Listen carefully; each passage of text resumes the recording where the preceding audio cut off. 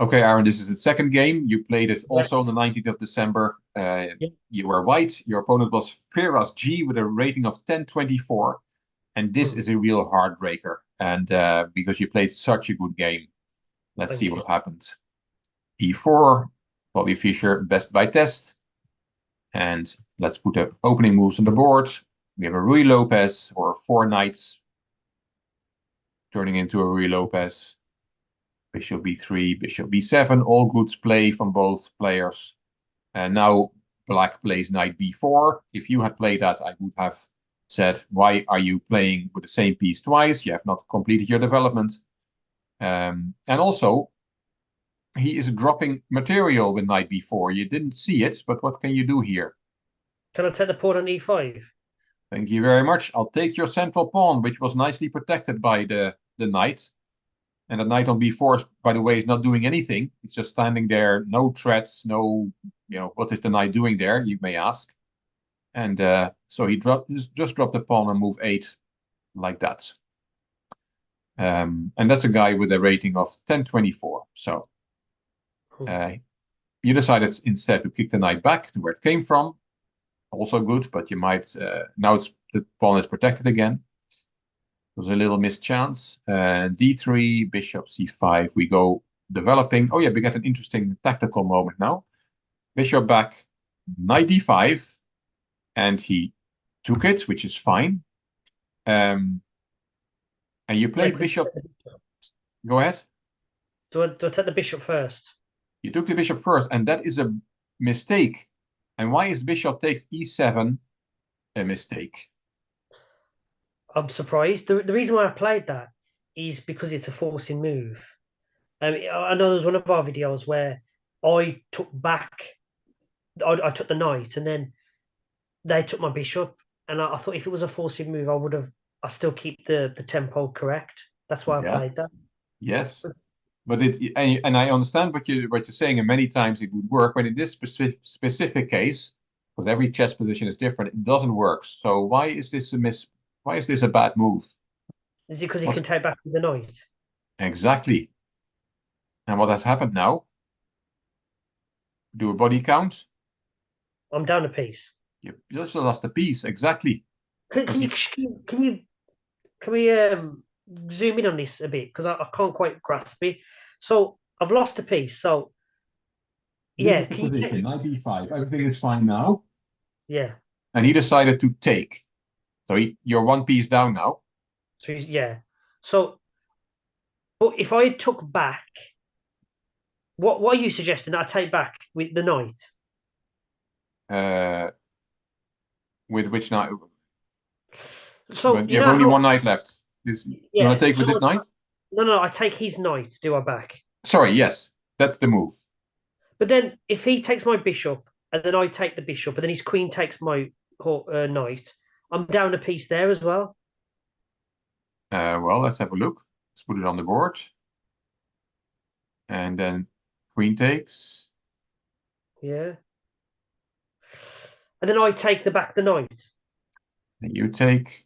And he takes. And if we do a body count now, It's even. So where did I go wrong then, Rick?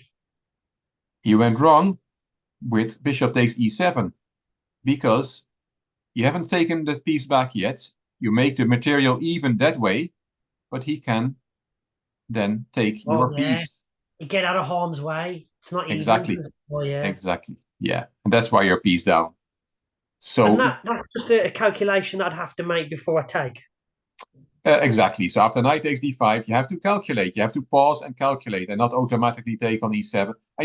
Very often the bishop takes e7 would work, but yeah, every chess position is different. And in this specific case, he can take back with the knight and get out of Mm. harm's way and just, yeah, he has taken two pieces, you have taken one. It's that simple. By the way, he didn't Um, see it, but yeah.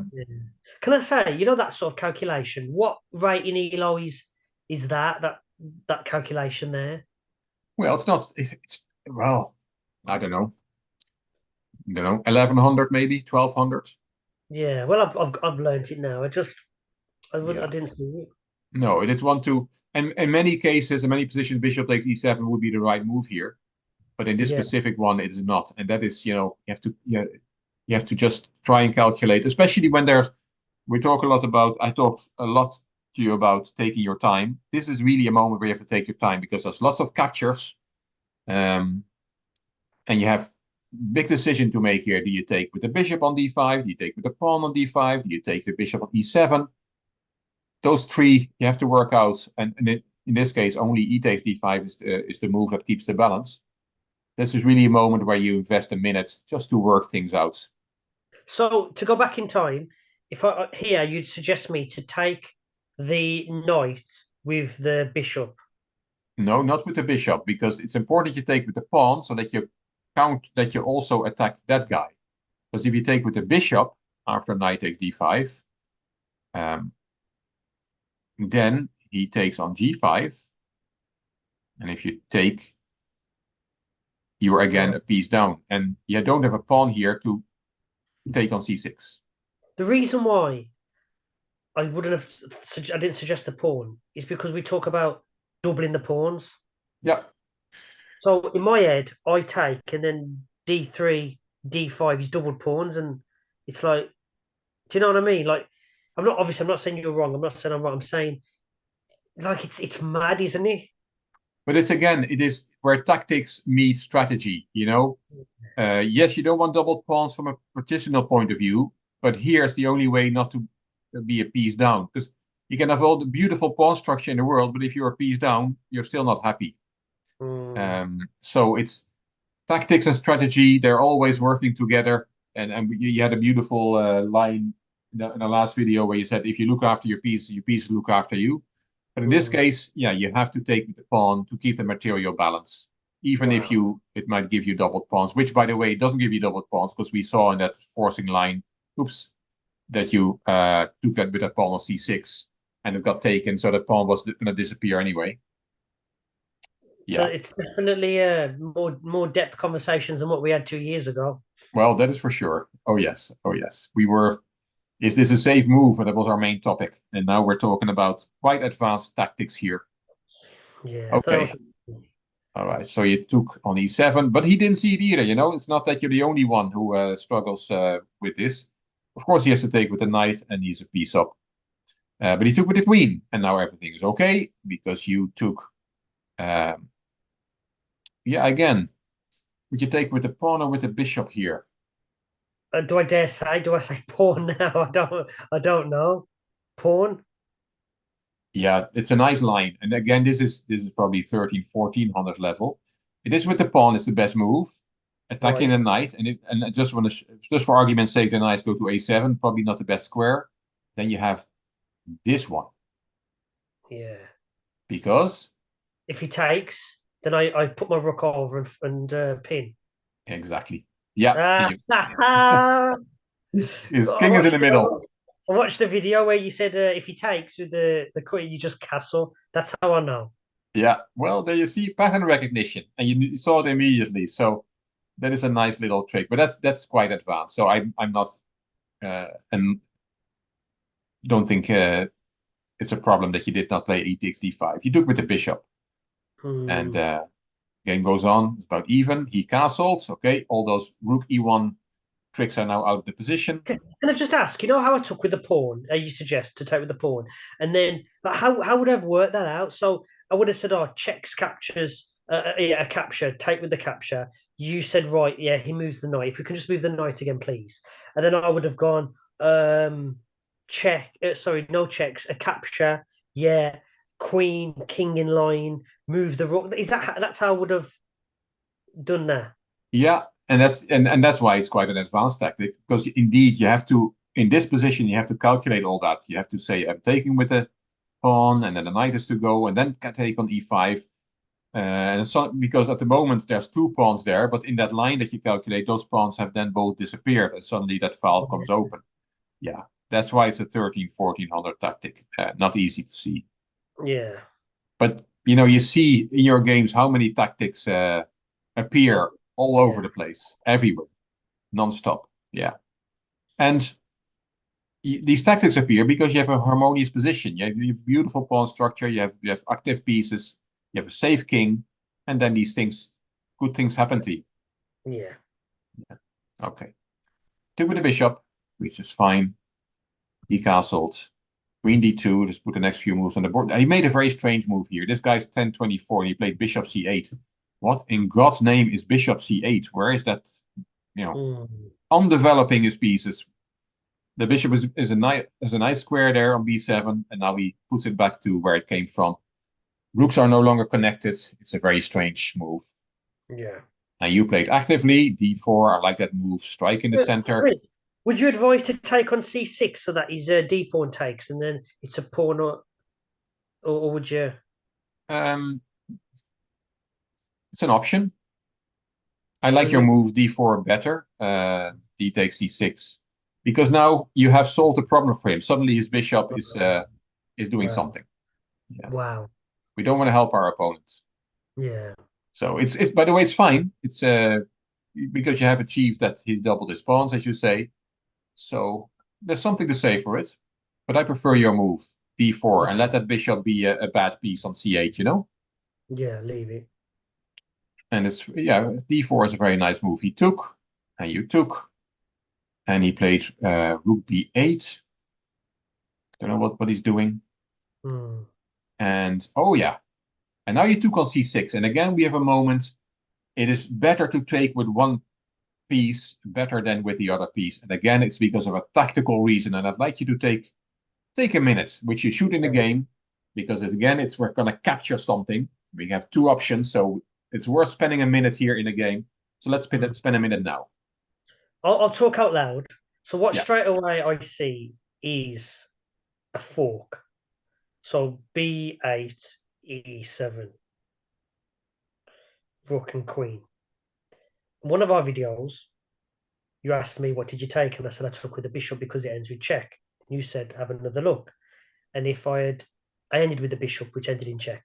But if I took with the bishop first and then took with the knight, it would have resulted in a king and rook, or rook and queen fork. So I'm going to use that same principle now. So take with the bishop, because if I take back with the rook, I'm forking the rook. Take back with the knight, because I'm forking the rook and queen. Final answer. Yeah. I have nothing to add. Yeah. You take with the bishop. He has to recapture, otherwise he just dropped the piece, and you have the fork, and you win an exchange. And just a message for the millions of fans of our work around the world, is to say, like, the only reason I know that is because I got burnt by it. You corrected me, and now I know it. Yeah. Excellent. But in the game, you took with the knights. So when you go into an exchange and a capture and you have different options, that's the moment to take time. Yeah. Took with the bishop, so you win a pawn, but of course you could have won an exchange. He placed the bishop back to b7 where it was, and now it's there again. You play the bishop back. Let's put the next few moves on the board. He took with the pawn, which is good. Taking with the queen is fine as well, but rook b to d8, attacking that pawn. You attack the queen to f6, and you centralize your last piece. All your pieces are happy. We have a heavy piece endgame with an extra pawn for white, so things are looking good. Yay. Although he could have taken d2. Yeah. He didn't do it, but that is a bit of a pity. That would have restored the balance, material balance. Before the rook move, do I push c3 first? Yeah, I guess so. c3 looks good, doesn't it? Because what I could have said, I'll put the rook behind c1, but we don't want that.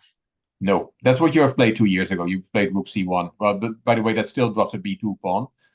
You played rook b1 maybe then. Oh yeah, b1. Sorry, yeah, b1. Yeah, that's what you would have played 2 years ago, and then I would have explained to you that rook is really passive. A rook is such a strong piece; it doesn't want to go behind the pawn, defending it like this. So that's the conversation we used to have. But c3 here is or b3, whatever. Okay. Rook a1. He didn't take on b2, by the way. He played c6, and using the fact that the d pawn is pinned, you cannot take on c6 because then your queen is hanging. So you push the pawn. Good move. And now he went completely mad. He should have played rook d7 here and then put the other rook behind, and you still have a long fight to to make use of your extra pawn. Maybe it was a mouse slip. He took on d6. Let's give him the benefit of the doubt that it was a mouse slip, because that just attackers versus defenders, simple stuff. Yes. Thank you for the rook. And now he took on b2, but now it's too late because he just dropped the rook. Mate in 2 here, Aran. Nice little tactic here. Take. Okay. So I'll take the rook with my queen. King takes back. Rook to d8. Lovely. Yeah. Matt, if I can play, do you know what I might have to do? I might have to start playing my games when you're watching me here, because I can't do it there. But I will. as I keep saying, Rick, I'd be really worried if I couldn't answer that at all. The fact that I can answer that means that the knowledge is in here somewhere. Yeah. But of course, if somebody stands over you and says you have mate in 2, then you'll find it. But that doesn't work like that, of course. But yeah, it's just a nice variation. By the way you played it is fine. But yeah, you could have won it on the spot. But you just took that pawn. You just a rook up, and Yeah, and everything can I is just say, for my other videos that I do watch regularly, you've said to me in one of the videos, I would have took the queens off the board here. There's an opportunity, Aaron. You should have took the queens off the board. So I'm happy to tell you that what goes through my mind right now is get the queens off the board. exactly. Yeah, when you're a rook up like this, you want the queens off the board, and you did it really well. He took a pawn. Dying man can eat anything. You thought, let's get the rooks off the board first. That was also Yes. a good idea. He made some air, and you say, I'm just gonna take those pieces off the board. Simple chess. And I make some air for my own king. I love it. No disasters will happen on the back rank now. That is forever out of the equation. So that's a great move from a practical point of view. King g7. Centralize the queen somewhat, offering a queen trade. He doesn't go for it, of course. But now he is forced to go for it because you have the... What a move. Yeah. What a move. Everything gave trade so far. So far, it's been a great game. And the viewers might say, how did he lose this game? Well, the drama will start soon. Queen takes d4, rook takes d4. And yeah, he has only one trump card left. That's his a pawn. You play king f1. Yes, activate the king in the endgame. So far, I'm really, really happy with how you played. a4 and king e1. Okay, it's getting the pawns is going fast. a3, and now it's probably time to stop that pawn. Yeah, the king is not fast enough to get to a1. How do we stop the pawn with the rook? The $1 million question, because so here I would play.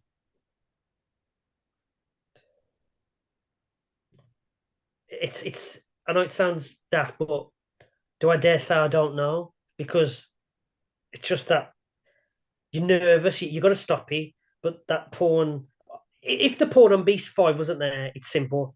Rook to a4. Yeah. But with it there, I'm like, oh, okay. Rook d1. d1, of course. Rook d1. And your next move will be well, I mean, you cover a1, and the good news is he can never come with a second pass pawn, because thank God you still have a c pawn.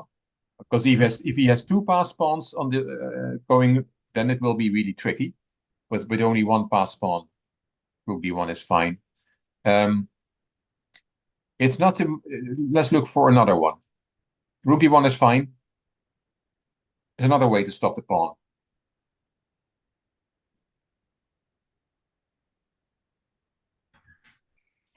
So rook to b4. Rook b4. Let's see. So if he And moves, if I play a2, no, it doesn't work. no. I know. In my mind, I'm getting flashbacks now. I remember playing really well, getting the queens off the board. I thought Rick would be happy, and then I just panicked here. How do you get the rook behind the pawn? That's a nice way to have the rook behind the pawn. How do you get the rook behind that a pawn?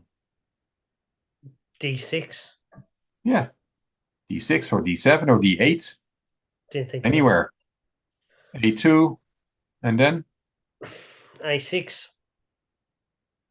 And Let's say he promotes to a queen. oh yeah, he won't. Well, he can. Yeah.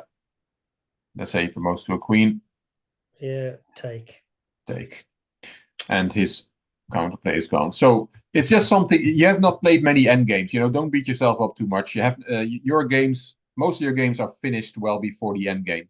Yeah. Um, and this is so it's yeah. Rook d1 is a perfect way to stop. But yeah, if you have more end game experience, then you know that's probably the most common way to stop a pawn. Get the rook behind the pawn so that you control it.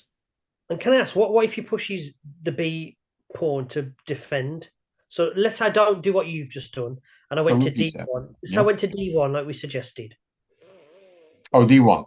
Let's say yeah, Rook D1, and then Yeah. let's say he moves his pawn to B4, Yep. Fine. right? And then he pushes. Well, what would I do here? Would I Yeah. push C3, You can do c3. or would I go to A1 just to stop that?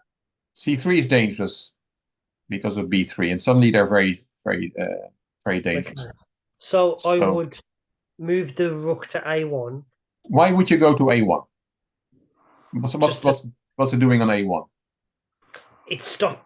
to stop the promotion. Yeah, but it's stopping the promotion already because the rook is covering it's looking at the a1 square. In the end game, you want to play with all your pieces. So what do you play here? Simple chess. Uh, King D2. Exactly. You're almost automatically playing d2 here, and your plan is, thank you very much. I'm gonna gobble them all up, Yeah. and the Oh rook man. the rook is keeping a1 under control. Yeah, play with all your pieces. Mm, Yeah, king d2 is almost an automatic. Yeah, brilliant. No, thank you. yeah. But as we said, you haven't played. We probably haven't covered this at all, and you haven't played this type of endgame at all. So, from this point of view, you're probably back to 500 level just for Yeah. this specific type of endgame because you have no experience with it. So don't beat yourself up. Yeah, you're right. But it's important that we cover it now. And that arrow is something that should be ingrained in your mind. That's the classic way to stop a runaway pawn. Thank you. Yeah, but rook d1 is fine as well. They're both equally good. Yeah. Okay, let's see what happened in the game. You played rook d5. Okay, then he played a2, and now you must have panicked. It's still okay, although you didn't play it in the best way. How can you still Back to stop the pawn? D1. Back to d1, and you still stop the pawn, and you have the same easily winning position: king d2, king c3, and all that. But you panicked. You took on b5. And suddenly, oh yeah, well, let's very quickly show what happens. And to add insult to injury, he finished with a double attack. Ouch. Hmm. Yeah, I we got won't dwell on this. We won't I dwell on got this no very much. comment other than kid. I'll see you down the road. Yeah, yeah. But I have this is a battle scar you have now. I have so many of these battle scars that you completely outplayed. I can tell you stories which I won't do now because I don't want to ruin my Christmas. But also in not 10 minutes on chess.com, but in an over the board game in Italy, uh, important game, and I completely outplayed him. And then in time control, I let him take a rook for free, and oh, it was in 1999, but I'm still thinking about it now and then. Yeah. Rick, can I ask, from a coach's point of view, to see me get the queens off the board and do that, something I would never have done before, like, it's not the compliments I'm looking for, but my overall gameplay and sort of process, it was pretty good, wasn't it, really? Yeah, it was a great game. You played really, really well. Of course, we pointed out a number of things, but that's what we do in these sessions. But you Yeah. completely outplayed your opponent. And yeah, the way you finish it off with uh, looking for the queen trade and then getting the queen trade. And yeah, very well played. Very well What was played. his, Great what game. was his rating again? His rating was 1024. Brilliant. No, it just shows me what the thousands are like. Yeah. Well, you played against the thousands all the time. You know, Mm. you're constantly hovering between 950 and 1040 or whatever. So, Yeah. but yeah, no, very well played. And we learned a nice bit of endgame. We got a bit of endgame knowledge now. Yes, thank you. Anything else in this game? No, thank you. Okay.